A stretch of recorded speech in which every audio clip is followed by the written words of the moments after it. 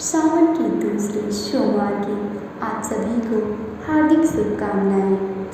आइए हम आगे बढ़ते हैं सावन के दूसरे सोमवार की पूजा विधि और कहानी जानते हैं और महात्मा। बिल्कुल यहाँ प्रस्तुत है सावन के दूसरे सोमवार की व्रत कथा, एक लंबी भावात्मक और प्रेरणादायक कहानी जो शिव भक्त की महिमा और सच्ची श्रद्धा की चमत्कार को दर्शाती है।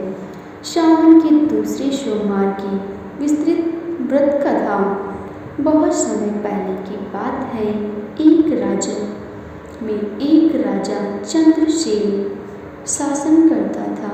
वह एक शिव भक्त था और प्रतिदिन विधिवत भगवान शिव की पूजा करता था।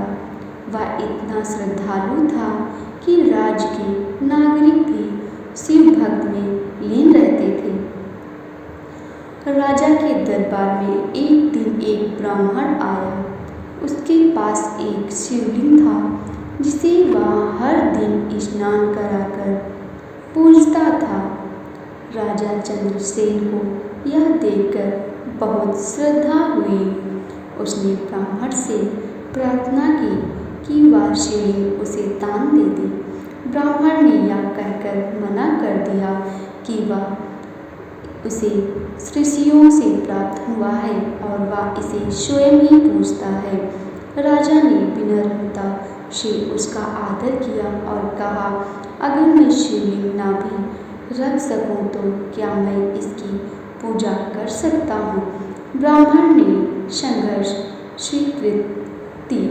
अब राजा और ब्राह्मण दोनों मिलकर रोज शिव की पूजा करने लगे। इस बात की खबर राज्य के शत्रु राजा को लगी। उसे यह ज्ञात हुआ कि राजा चंद्रसेन शिव भक्त में इतना डूब गया है कि युद्ध की कोई चिंता नहीं करता। शत्रु राजा ने मौका देखकर आक्रमण कर दिया। राजा संकट में फंस गया। एक दिन जब वह राजा शिवलिंग की पूजा में लीन था, तभी शत्रु सेना ने हमला कर दिया। चारों ओर त्राही त्राही मच गई। सैनिक युद्ध में व्यस्त हो गए, लेकिन राजा ध्यान में लीन था।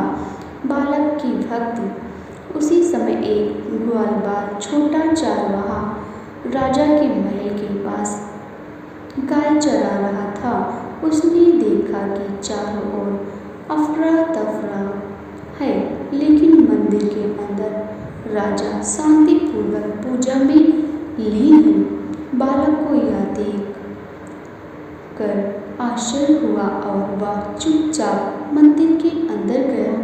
उसने शिवलिंग के आगे अपना सिर झुकाया और कहा, हे भोलेनाथ, ये सब आपकी सेवा में लीन है और शत्रु हमला कर रहे हैं। अगर आप सच्चे में हैं तो इनकी रक्षा करिए। मैं आपके लिए पत्थरों से मंदिर बनाऊंगा, बस इन्हें बचा लीजिए। शिव जी की कृपा से चमत्कार हुआ। बालक की सरल भक्त से शिव जी तुरंत प्रसन्न हो गए। तभी अचानक आकाश से बिजली तड़की, तेज आंधी चली और शत्रु सैनिक अंधे होकर इधर उधर भागने लगे। कुछ ही पलों में पूरी शत्रु सेना पराजित होकर लौट गई। राजा का ध्यान टूटा और उसने यह दृश्य देखा।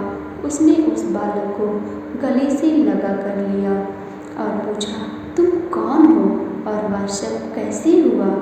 बालक ने कहा, मैंने शिव भोलेनाथ से प्रार्थना की थी, उन्होंने मेरी सुन ली।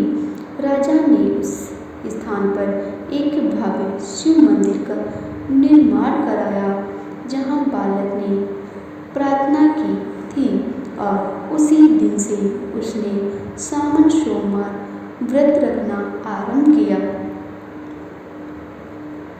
तो अगर यह मेरी वीडियो आप सभी को पसंद आई हो तो ज़्यादा से ज़्यादा लाइक कमेंट करें और शेयर भी करना और कमेंट बॉक्स में हर हर महादेव लिखना ना भूलें।